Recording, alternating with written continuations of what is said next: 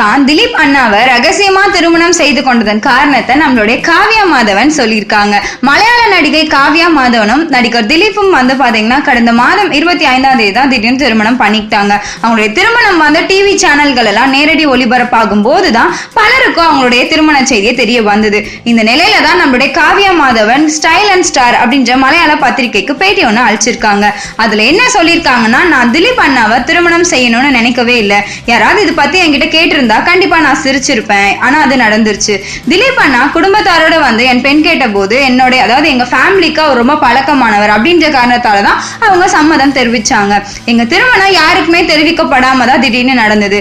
காரணம் என்னன்னா, அந்த மாதிரி செய்தி தெரிஞ்சிருச்சு அப்படின்னா வந்து கூட்டம் கூடினோம். சோ கூட்டத்தை தவிர்க்கணும் அப்படின்றதுக்காக தான் யாருக்குமே சொல்லல. உறவினர்களுக்கே திருமணத்துக்கு முந்தைய நாள் இரவு தான் நாங்க சொன்னோம். திலீப் அண்ணாவை எனக்கு சின்ன வயசுல இருந்தே தெரியும். அவர் எனக்கு நல்ல நண்பரும் கூட. நடிகர் திலீப்பை விட நண்பர் திலீப்பா தான் எனக்கு ரொம்ப பிடிக்கும்.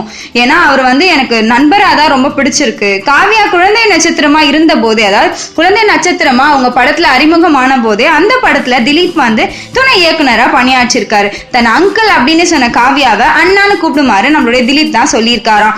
அதனாலதான் காவ்யா அண்ணன் அண்ணன் அப்படின்னு சொல்லிட்டு திலீப்பை சொல்லிட்டு இருக்காங்களாம். சோ இந்த மாதிரி நீங்க நிறைய நியூஸ் தெரிஞ்சுக்கணும் அப்படின்னு நினைச்சீங்கன்னா நம்மளுடைய கலக்கல் சினிமாவை தொடர்ந்து சப்ஸ்கிரைப் பண்ணுங்க.